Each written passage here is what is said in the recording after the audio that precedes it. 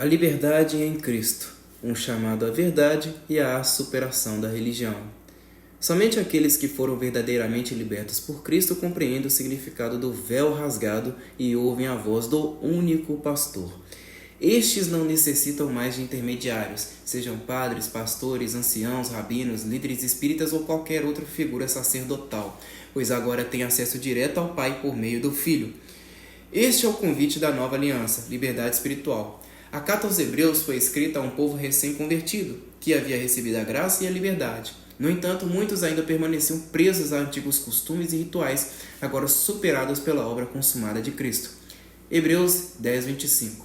Não deixemos de nos reunir como igreja segundo o costume de alguns, mas encorajemo-nos mutuamente, ainda mais quando vocês veem que o dia se aproxima. Este versículo tem sido frequentemente distorcido pelo sistema religioso institucional que o utiliza para manter as ovelhas cativas em templos construídos por mãos humanas. O propósito do autor, contudo, era encorajar a comunhão entre os irmãos na fé e não a submissão a estruturas religiosas carnais. Hebreus 6:1. Pelo que, deixando os rudimentos da doutrina do Salvador na carne, prossigamos para a perfeição. A maturidade espiritual exige deixar para trás os símbolos e cerimônias da antiga aliança. Batismos, rituais, ceias litúrgicas, sacrifícios, imposições de mãos, ofertas obrigatórias e demais práticas cerimoniais. Tais elementos serviam apenas à purificação exterior da carne e não têm valor espiritual sob a nova aliança. 2 Pedro 3,18. Antes, crescei na graça e no conhecimento do nosso Salvador. Não se trata de repetir fundamentos básicos como arrependimento de obras mortas, jejum, ceias, campanhas, vigílias, consagrações, mas de prosseguir em direção à plenitude da fé e da verdade revelada. João Batista anunciava a chegada do justo, mas agora o justo já veio, consumou a obra e nos convida a crescer em espírito e em verdade. Hebreus 11, do 1 ao 6, 1 e 6. Ora, a fé é o firme fundamento das coisas que se esperam e a prova das coisas que não se veem. Sem fé é impossível agradar a Deus. A fé verdadeira vem do alto, é dom de Deus, Efésios 2,8. Não nasce das obras da lei, nem da repetição de ritos, é gerada pela escuta da palavra da verdade e selada pelo Espírito Santo. Efésios 1,13. Depois que ouvistes a palavra da verdade, o evangelho da vossa salvação, e tendo nele crido, fostes selados com o Espírito Santo da promessa.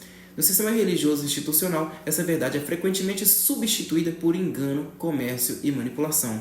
Muitos estão servindo a Mamon, o Deus das riquezas, enquanto proclamam o nome de Cristo. Mateus 6,24. Ninguém pode servir a dois senhores, porque ou há de odiar a um e amar ao outro. Não podeis servir a Deus e às riquezas. Gálatas 5:1. Estai, pois, firmes na liberdade com que Cristo nos libertou, e não vos torneis a colocar debaixo do jugo da servidão. Voltar às práticas carnais e rudimentares da antiga religião é negar a suficiência da cruz. Cristo nos libertou para vivermos pela fé e não para retornarmos aos mandamentos cerimoniais que já foram abolidos. Gálatas 5:3. E de novo testifico a todo homem que se deixe circuncidar, que está obrigado a guardar toda a lei. A circuncisão, como símbolo das obras da lei, representa o retorno aos 613 preceitos mosaicos, preceitos que agora foram cumpridos em Cristo. Praticar os rituais da lei é declarar, ainda que indiretamente, que a cruz não basta. Gálatas 3:10. Todos aqueles, pois, que são das obras da lei, estão debaixo de maldição. Gálatas 5:4.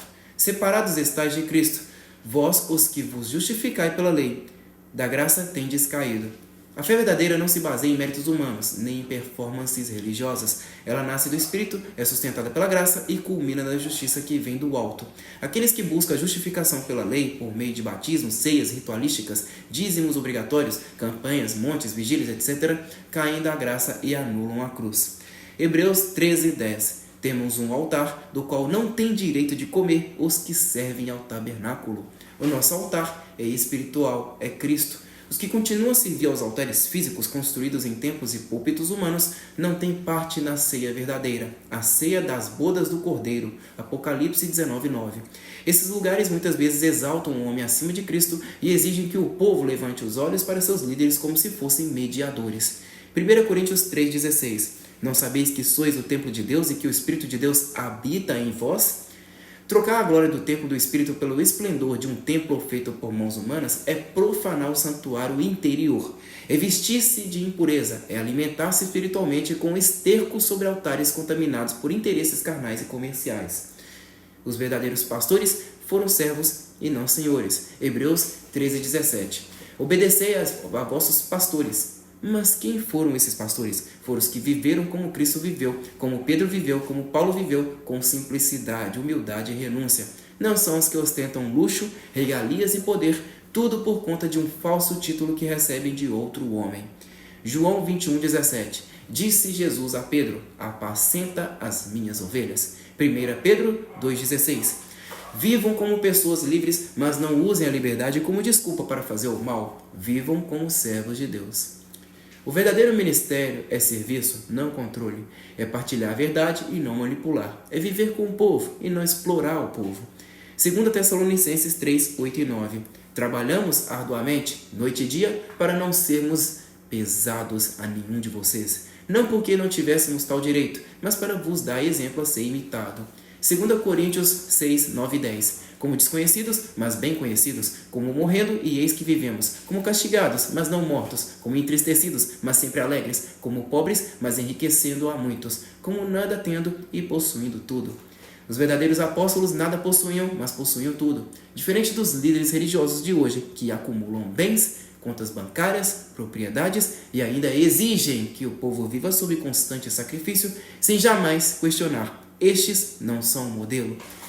O Evangelho é a superação da religião. Chegou o tempo do despertar, o chamado ecoa. Apocalipse 18:4.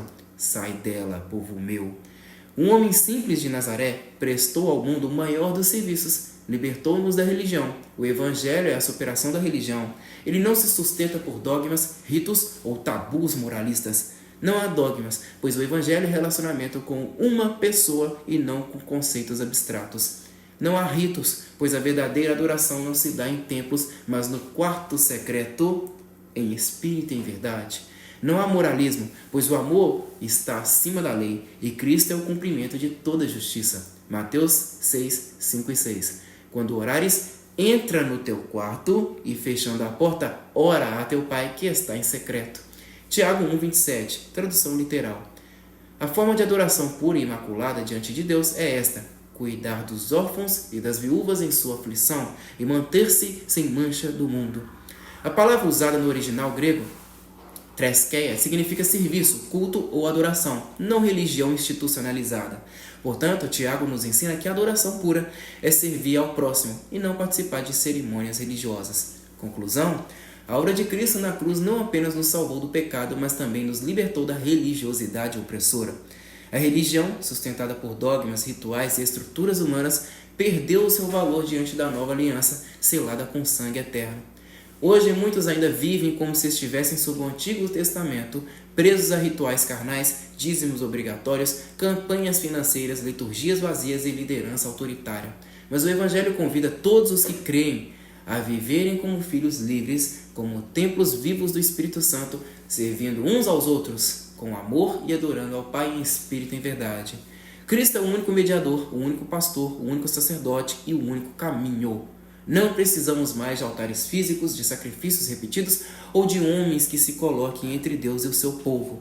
O véu foi rasgado, o acesso está livre. Conhecereis a verdade e a verdade vos libertará. João 8:32. Resumo doutrinário. Número 1. A nova aliança substitui a antiga. Hebreus 6:1. Devemos deixar os rudimentos da lei e seguir a perfeição. Gálatas 3:10. Quem volta à lei está debaixo de maldição. Número 2. Cristo é o único sacerdote e mediador. Hebreus 10, do 19 a 22. Temos acesso ao Santo dos Santos pelo sangue de Jesus. 1 Timóteo 2:5. Há um só mediador entre Deus e os homens, Jesus Cristo. Número 3. A verdadeira adoração é em espírito e em verdade. João 4:23. O Pai busca verdadeiros adoradores. Mateus 6:6. Oração em secreto, sem espetáculo. Número 4. Fé e graça são dons de Deus, não obras da lei. Efésios 2:8 e 9. Pela graça sois salvos mediante a fé. Romanos 3:28. O homem é justificado pela fé, sem as obras da lei. Número 5. O templo somos nós, e não edifícios feitos por mãos humanas.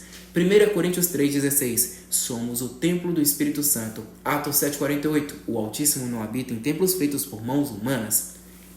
Número 6. Os verdadeiros ministros servem e não exploram. 2 Tessalonicenses 3:8. Paulo trabalhou para não ser pesado. 1 Pedro 5:2-3. Pastores devem apacentar o rebanho e não dominá-lo. Número 7. O amor está acima da lei e do moralismo religioso. Romanos 13:10. O amor é o cumprimento da lei. Gálatas 5:13. A liberdade não deve ser usada para satisfazer a carne, mas para servir com amor. Número 8. Religião pura é serviço ao próximo e não liturgia. Tiago 1:27. A verdadeira adoração é cuidar dos órfãos e viúvas e manter-se sem mancha do mundo. Encerramento inspirador.